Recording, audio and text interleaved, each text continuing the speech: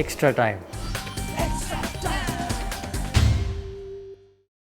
Is the dead bowling an issue for Sunrisers Hyderabad? Even today, bowlers leaked runs. Well, I think our strength is our death bowling, but unfortunately, Bhuvneshwar Kumar, the most experienced bowler in our franchise, got injured the previous match. Khalil also was not fully fit for this match. That's why we had to go with newcomers, and it happens. It's a very tough wicket to bowl on. We all know that how the batsmen enjoy playing on this wicket. If you see, this is the lowest score compared to the other matches. If you see on this wicket.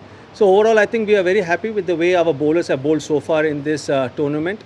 And Sid Kaul had a bad day at the office, and it happens to anyone on any particular day.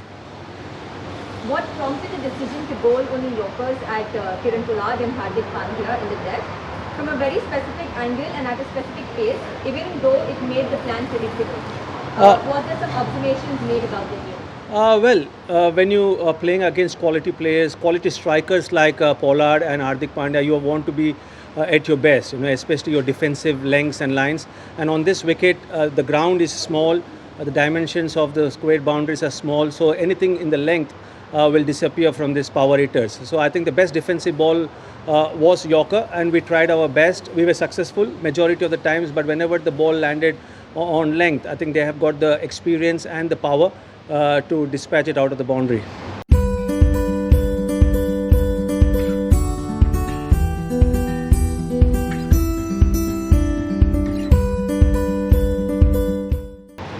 How crucial is the lack of a proper fifth bowling option, and how do you plan to address this issue? We've seen in the last match that Samad, in fact, bowled the last over. Unfortunately, Bhuvi missed out and he held his nerve. So both Samad and Abhishek Sharma are capable bowlers who can give us those 4 overs from the fifth bowling option. I think we're trying to find our best combination as far as the playing 11 is concerned. We know that we're using 3 overseas batsmen, but it's great to see the youngsters coming in and performing with the bat. And I'm sure that with more experience, they'll also perform with the ball. Was Kane Williamson's soft dismissal the turning point in your run chase? Well, you have to have wickets in hand, but at the same time, when you're chasing such a big total, you have to also maintain the run rate. You can't be behind. Unfortunately, we lost Kane and then Warner at crucial times. Just when Warner was looking to change the gear and picking up the momentum, we lost him. And Kane's dismissal also was a very crucial one, because we know how experienced Kane is to handle various situations.